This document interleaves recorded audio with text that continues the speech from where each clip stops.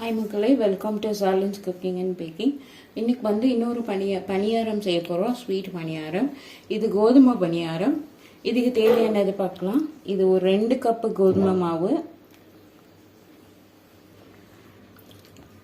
1 cup வெல்லம் வேணும். 1 cup வச்சிருக்கேன். இன்னொரு 1/2 கப் எடுத்துப்பேன்.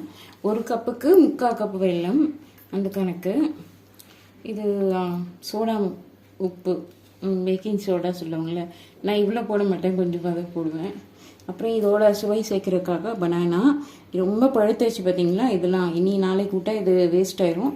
ஃபஸ்ட்டு இன்றைக்கி வந்து பனியாரம் பார்க்கலாம். ஃபஸ்ட்டு வந்து இந்த வெல்லத்தை வந்து கரைக்கணும். மீதெல்லாம் ரொம்ப ஈஸியான ஸ்டெப்ஸ் தான். இது கொஞ்சம் டைம் எடுக்கும், கரைச்சி ஆறணும்.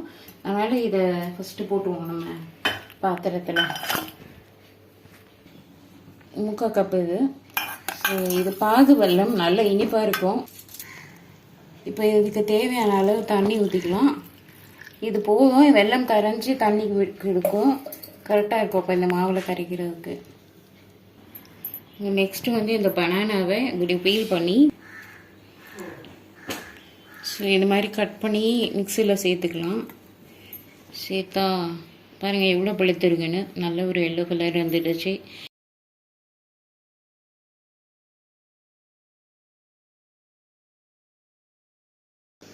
ஃபஸ்ட்டு இந்த கோதுமையை இந்த பாத்திரத்தில் கொட்டிக்கிட்டு, அதுக்கப்புறமா இதுக்கு தேவையான அளவு ஆப்பசோடா இவ்வளோ தான் போடுறேன். ஃபஸ்ட்டு இதுக்கு நல்ல விஸ்க் கொடுத்துக்கலாம்.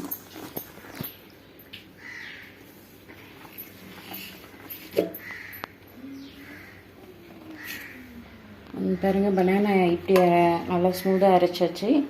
இனி இதை சேர்த்துக்க வேண்டியதான். வெள்ளம் நல்லா கரைஞ்சிடுச்சு, ஆற வச்சாச்சு ஃபேன் போட்டு. இப்போ இதை வடிச்சிடுவோம். இதில் ஏதாவது தூசி கல் இருந்தால் இது வந்துடும்.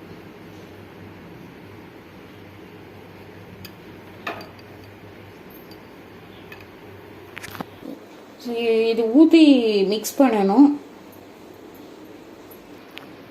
ஸோ இதை நல்லா மிக்ஸ் பண்ணியாச்சு. நான் கையில் தான் மிக்ஸ் பண்ணேன், ஏன்னா இது கோதுமை மாவில் அப்படி கொஞ்சம் கட்டி பிடிக்குது. அதனால் கையில் நல்லா தண்ணியும் ஊற்றிருக்கேன். இது வெல்லம் மட்டும் ஏன்னா திக்காக எடுத்ததுனால இது பத்தில் தண்ணியும் எக்ஸ்ட்ராவாக ஊற்றி இந்த அளவு கன்சிஸ்டன்சி வர அளவுக்கு பசஞ்சிருக்கேன். இப்போ கொஞ்சோண்டு உப்பு போடணும், ஒரு பிஞ்ச் ஆஃப் சால்ட். இது மட்டும். இது ரொம்ப ஹெல்த்தியான ஸ்நாக்ஸு, ரொம்ப நாளைக்கும் வரும். ஆக்சுவலி கெட்டு போகாது சீக்கிரமாக. அண்டு கோதுமை மாவு வீட்டில் அரைச்சது, அதுக்கப்புறம் வெல்லம். ஸோ இது கண்டிப்பாக ரொம்ப நாளைக்கு கெட்டு போகாது, ஈஸியாக செஞ்சிடலாம். எண்ணெய் சூடு பண்ணியாச்சு.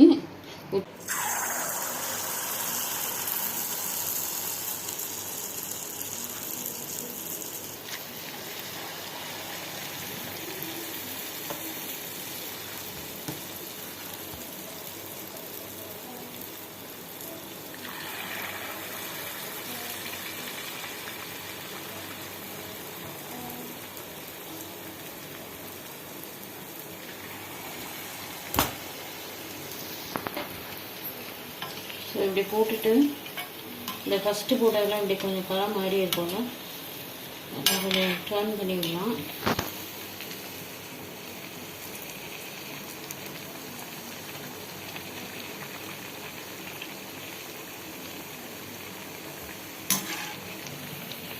இது மைதா கிடையாது, அதனால் இது கொஞ்சம் கலர் இந்த கலராக தான் வரும். மீன்ஸ் கொஞ்சம் டார்க் ஷேட்ஸில் தான் வரும். அப்புறம் ப்ளஸ் வெல்லம் வேறு, அதனால் இந்த இதை ஞாபகம் வச்சுக்கோங்க. ஒன்றே மைதா மாதிரி அந்த கலர் வந்தோடனே எடுத்துடாதீங்க, அப்புறம் இது வெந்திருக்கிறதுல.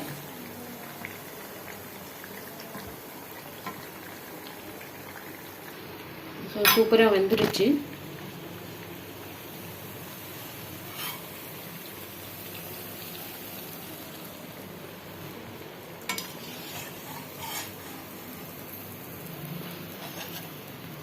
இப்படி எல்லாத்தையும் 1 by 1 போட்டு எடுத்துக்க வேண்டியதான். ஸோ வாங்க டேஸ்ட் பண்ணி பார்க்கலாம்.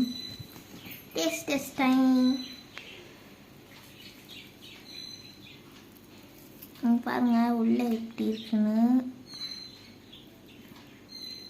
உள்ள நல்லா சாஃப்ட் சாப்பிட்டா நல்லா சாஃப்டாக இனிப்பாக இருக்கும். டேஸ்ட் பண்ணி பார்த்துடலாம்.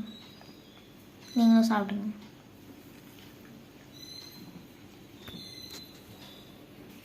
பாருங்க, நல்லா டேஸ்ட்டாகவும் சாஃப்டாக இருக்குது.